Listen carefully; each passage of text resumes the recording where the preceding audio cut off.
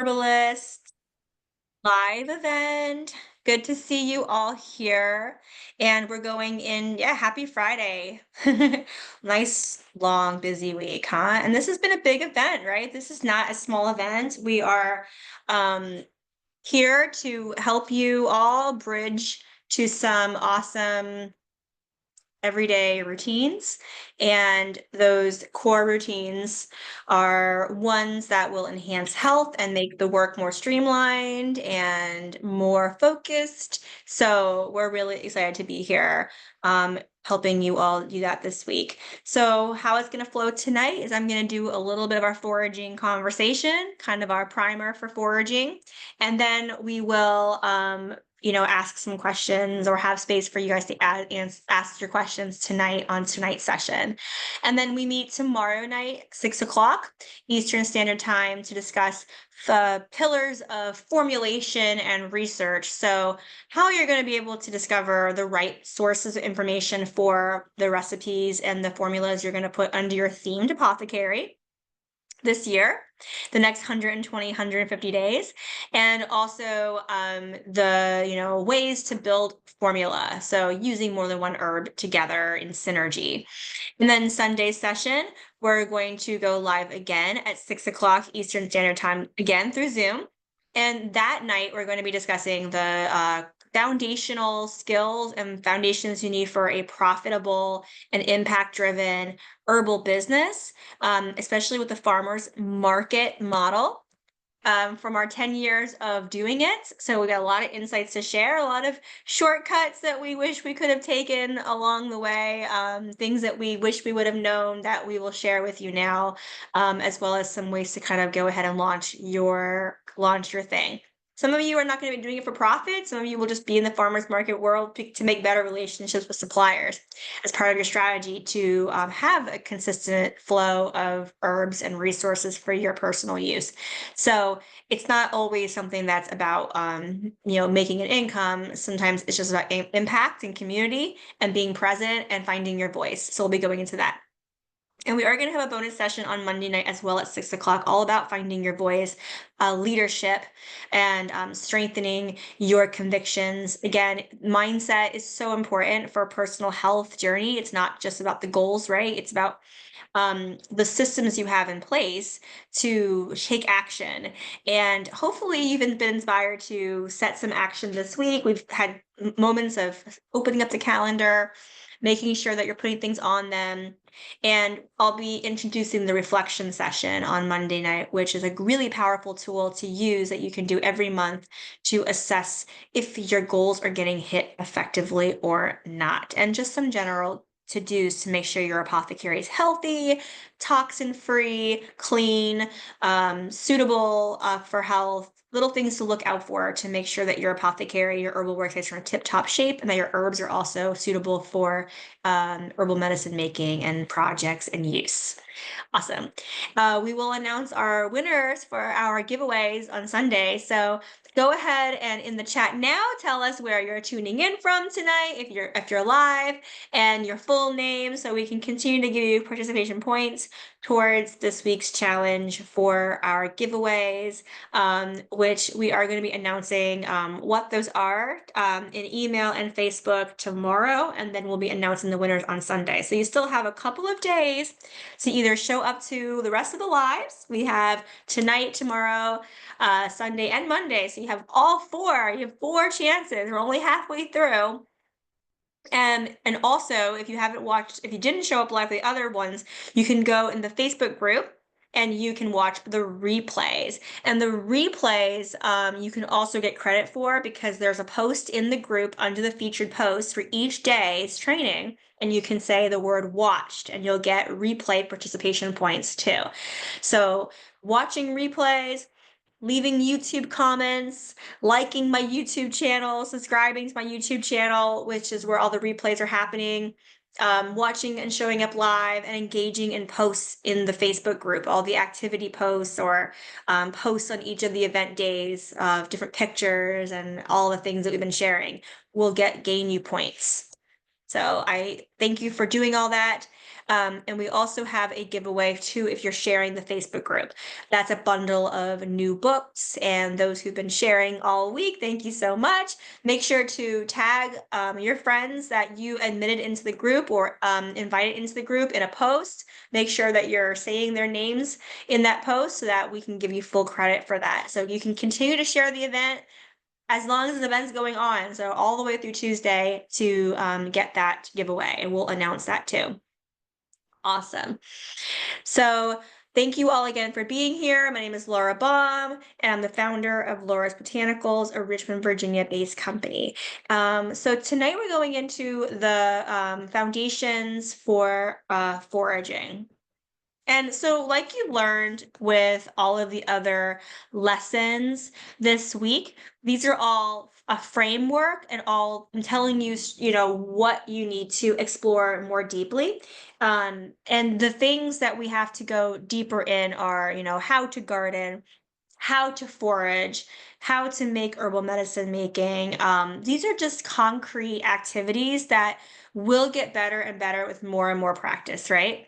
Um, and so the starting place for foraging is to a couple different things that I'm going to introduce you to tonight. So first, I'm going to chat. I'm going to put our replay page just so you have that in case you haven't gotten a chance to see the first first 4 sessions. You can go and make sure you catch up through the weekend to do that. This could be a good, fun weekend project for you. And yeah, we will make sure that that you get that link as well as in emails as well. So look for your inbox for new emails this weekend to make sure you get all catch up on all the good stuff. Awesome. So when it comes to foraging, I know in your workbooks, it says, what are the 3 essential tools? So I'll start with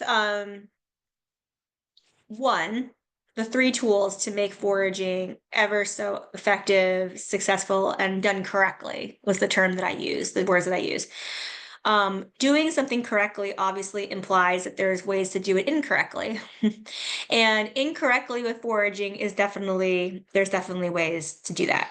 So over the years, because I've taught a lot of nature programs for both kids, preschool through teenage years and adult learners, that the words that I want to introduce you today are pretty important. So definitely have your paper and your pen out and ready, because these are all areas that, if you go down this route, you're going to be excellent at foraging and excellent at land connection anyway, and bioregional land understanding. So one, a little rule, don't smell and don't taste right away.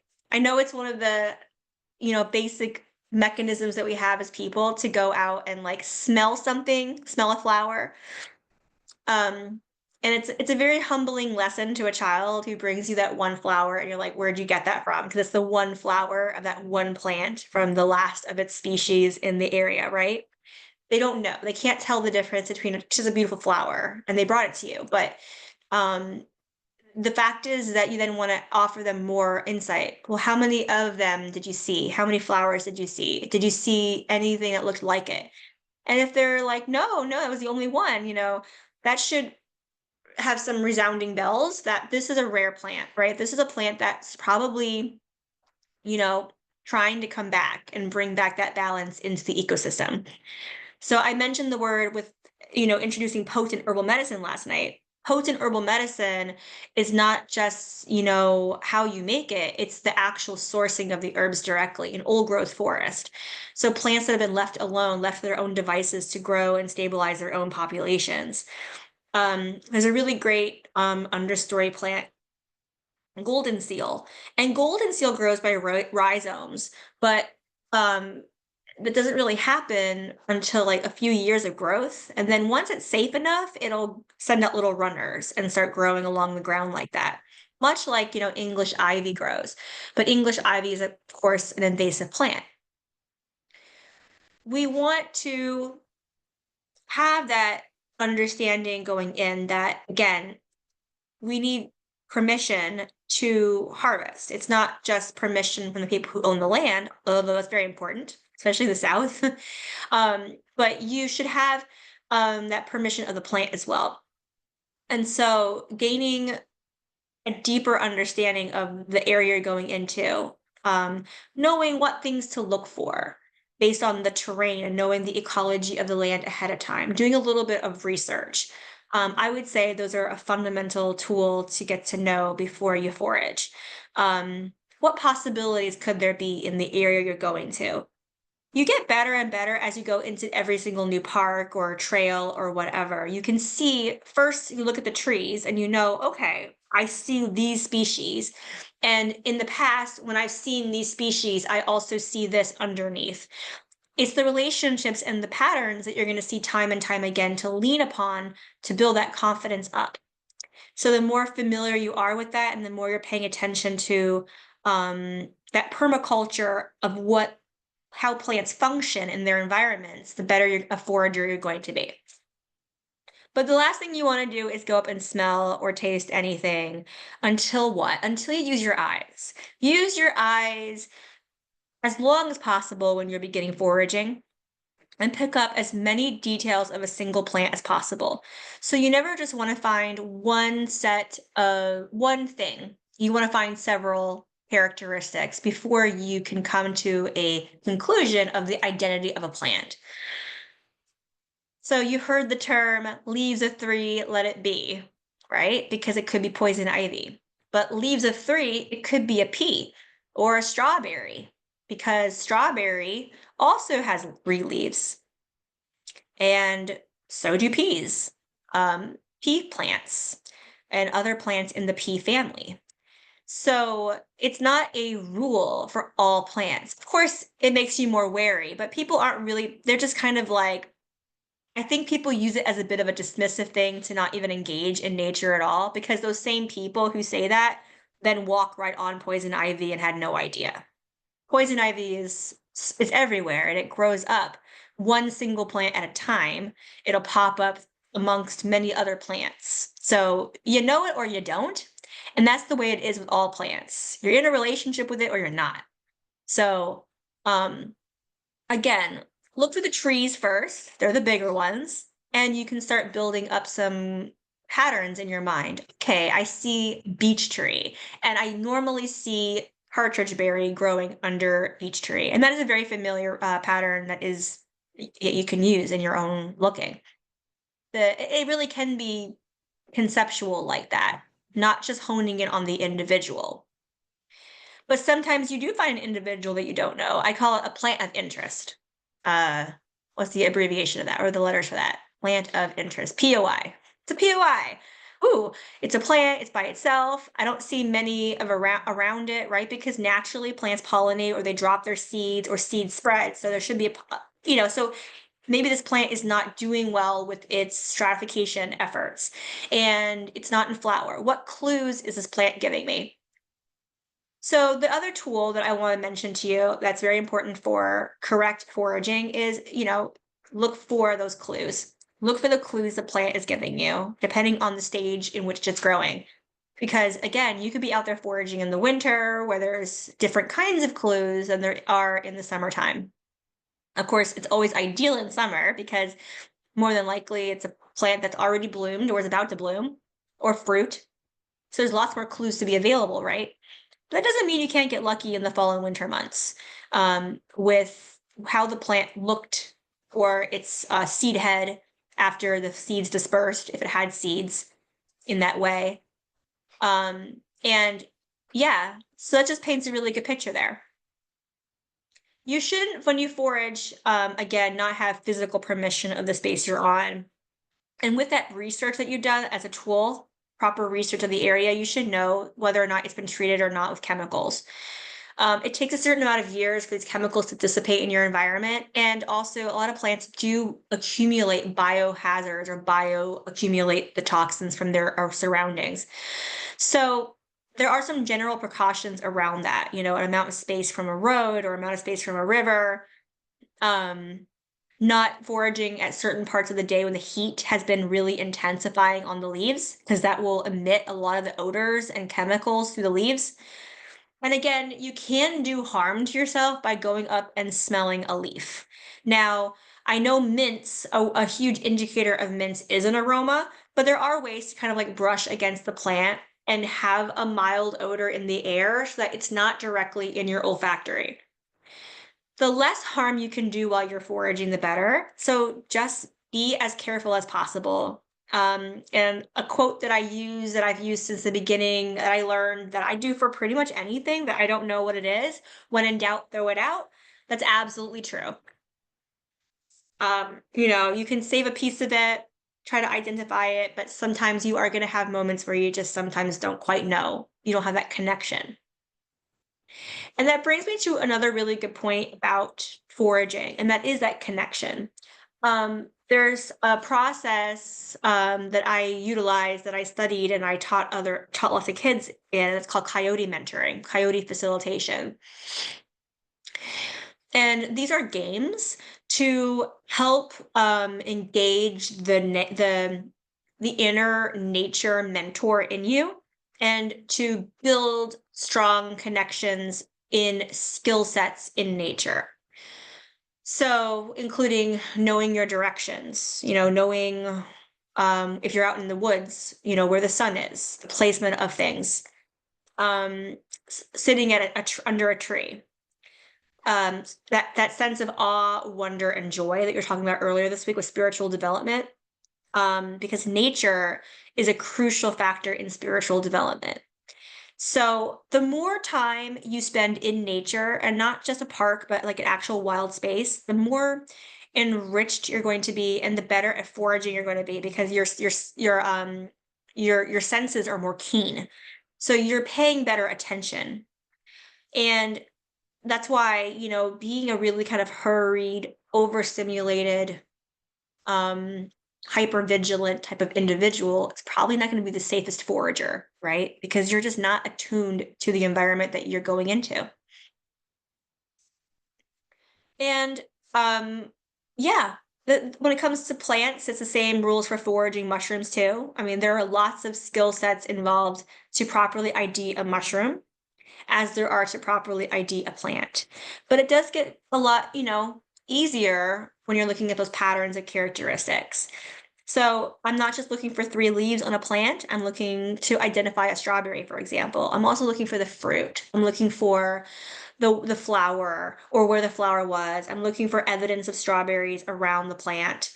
I'm looking at the way that it's growing, how high or how big the plant is, how long the leaves are, if there's a petiole or a stem attaching from the main central part of the plant to the leaf.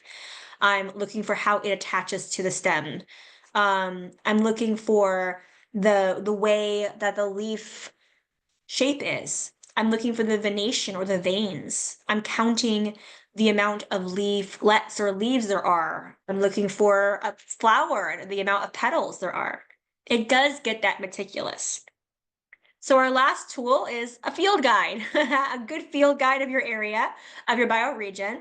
But the great thing about taxonomy and botany are that these are universal languages. If I learn what a pea is, I can go and find a pea in California, right? A pea plant.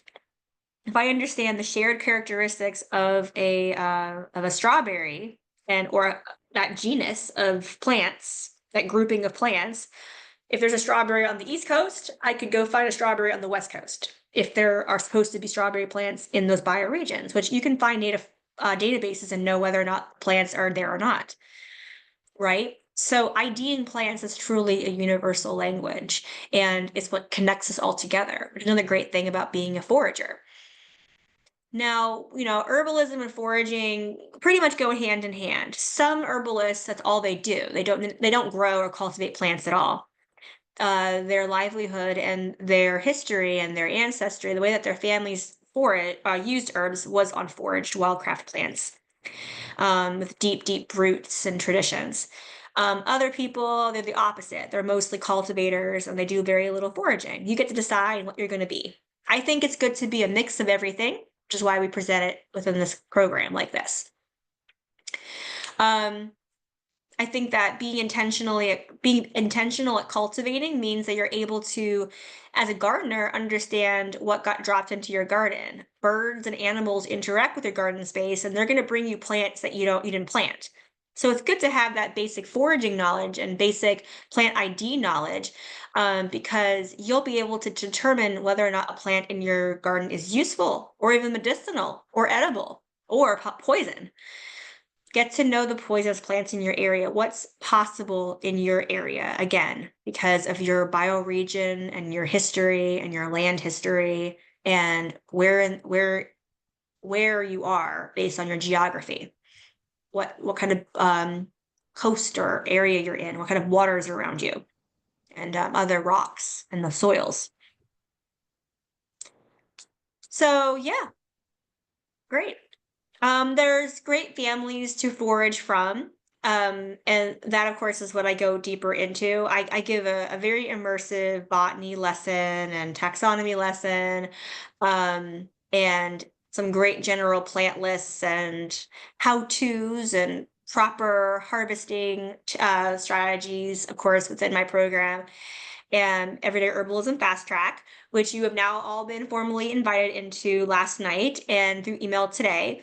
And it's an extensive lesson. I've taught many hours on this, and not to mention the Coyote mentorship and facilitation, which are just even more unique ideas to, again, better make your senses more attuned to what you're doing and paying attention, and really pay attention on a different level than what we're normally used to with foraging. That foraging is not just for utilizing foods and stuff like that.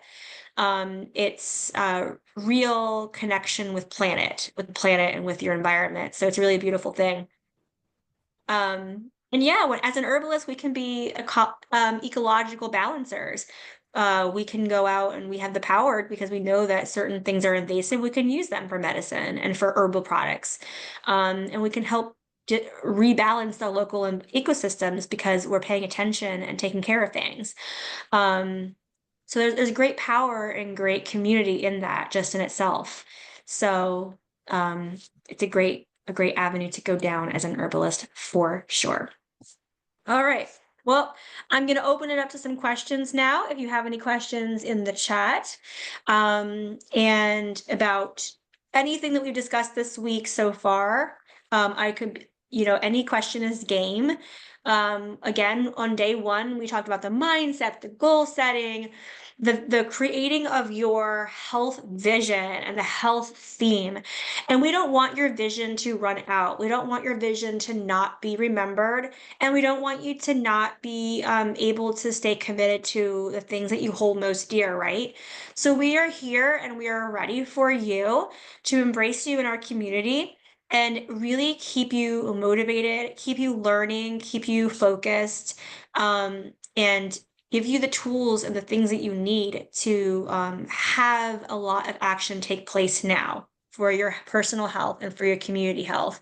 I mean, it's really no better time than to do it when you're younger and when you don't have a lot of complicated health issues. And honestly, there's no better time than when you do have a complicated health issue. To take a little bit of that control and self-advocacy back. Things just come up, and it's good to have plans and protocols in place, to have plans in action, and to have people who listen and are on your side to help you navigate those waters so that you're not alone. Yes. Yes, Shalonda, we do have a call. The call is for tonight at 8 p.m. 8 p.m. Eastern Standard Time. Yes. And that goes for anyone if you want to go over this with me personally. You can, oh, I just realized that was a direct message. I'm sorry. You can go ahead and book that call with me throughout the weekend. No problem, no problem. It's a 12-month program. We have 4 months of group coaching, and we have group training calls as well.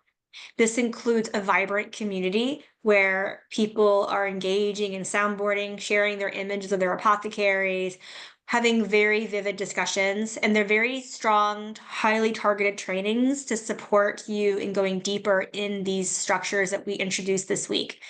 All of you can leave here with this process and do the process on your own.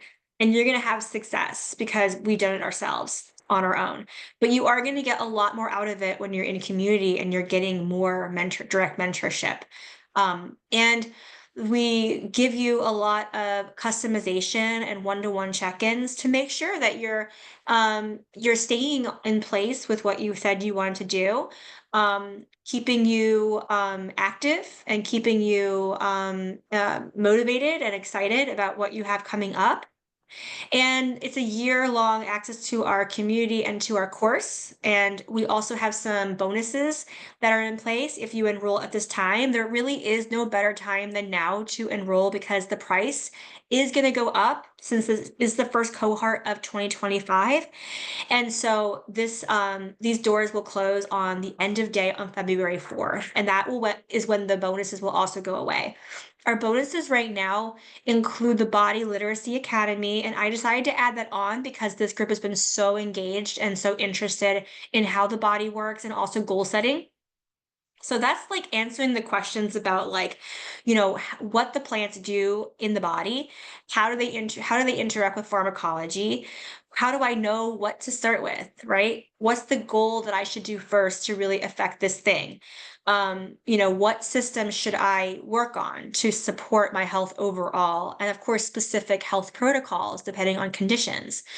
So that's the Body Literacy Academy. We're including that as a free add-on as full registration in this cohort.